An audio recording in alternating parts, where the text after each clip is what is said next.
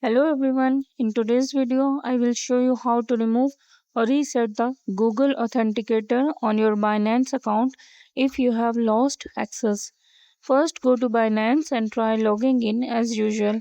Enter your email address, click next, type in your password and continue. Once you reach the Authenticator app verification page, you will notice an option that says switch to another verification method.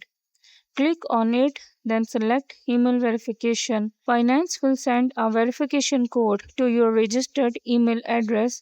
Open your inbox, find the email from Binance. Copy the code, return to the Binance login page, paste the code into the verification field, and click submit.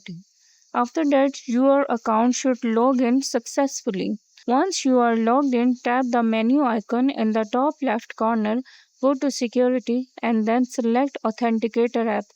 Here you will be able to manage your Google Authenticator setting.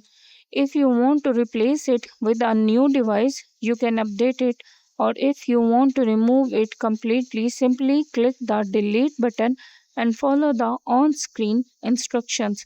Thanks for watching.